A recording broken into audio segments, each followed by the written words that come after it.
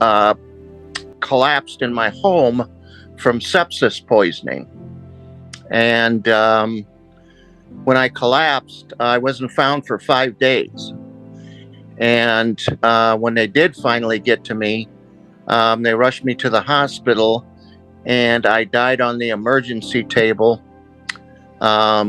twice while they were trying to, because my organs were shutting down. When I first died, I was on the ceiling. I was looking down from the ceiling, and I was thinking, I was kind of laissez-faire about it. I thought, I must be dead, like, oh, no big deal. And the nurses and the doctors were running around my body, and one nurse was putting this needle into my arm. The other nurse was had this thing over my face and was squeezing it like a bulb type thing. And the doctor said clear, and he hit me with those pads on my chest, and my body being real sick again. And then all of a sudden, boom, I was back on the ceiling again.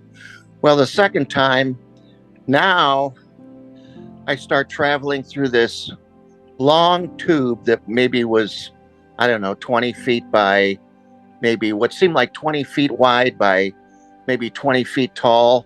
And it was spherical in shape.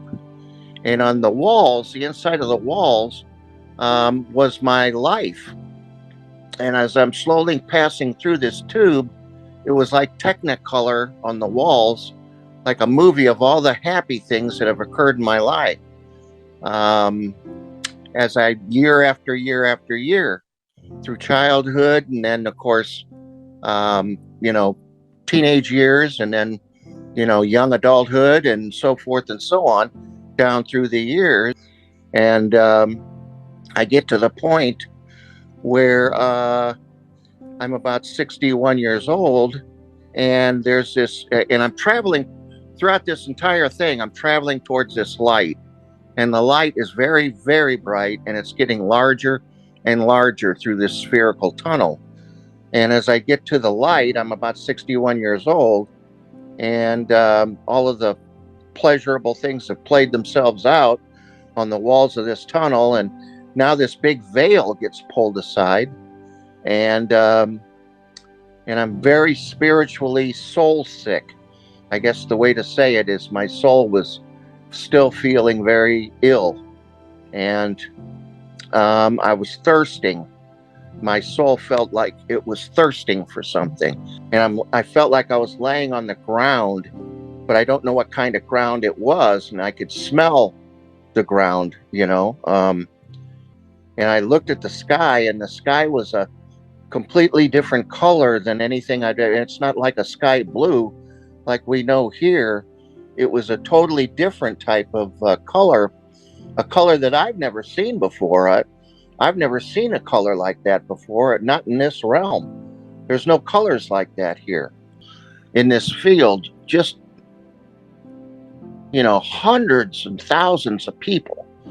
Way, way back. And up front is the latest relatives of mine who had crossed over, and they were there. And I got a chance to see my mom and my dad and my aunts and uncles and people that, pretty soon I got a chance to meet them all. But immediately to my left, though, when he first lifted me up, I saw a huge angel, and I had never seen an angel before, only in pictures and stuff on Earth. And I looked at this angel, and his wings were just so pure.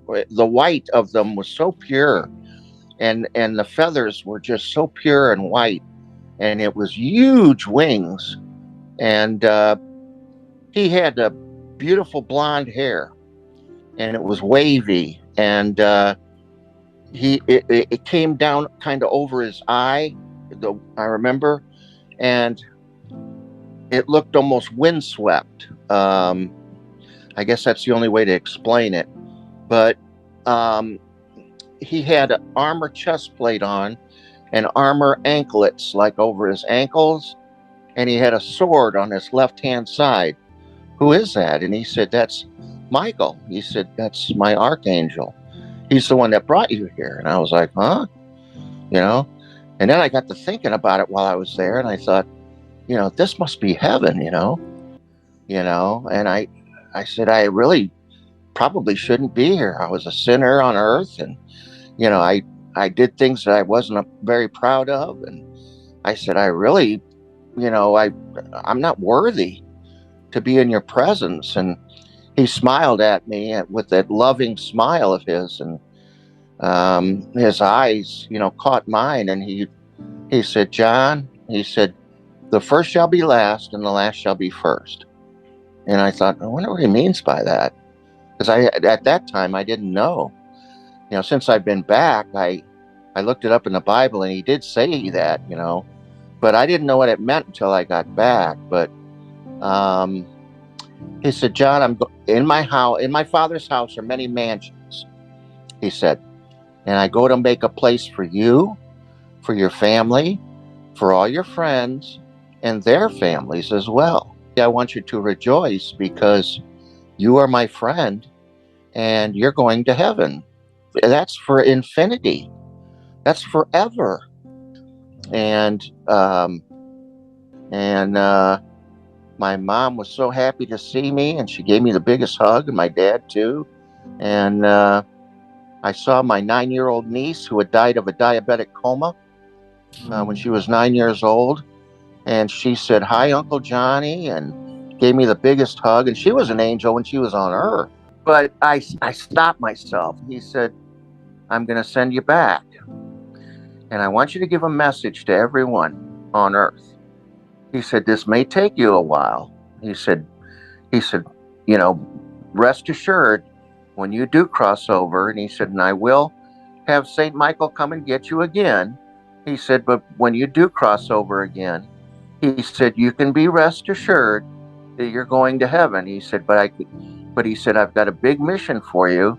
It's a big task, and I want you to tell people to love one another, and to take care of one another, and to be kind to one another, and to always love one another and look out for one another, and to love each other as I love them.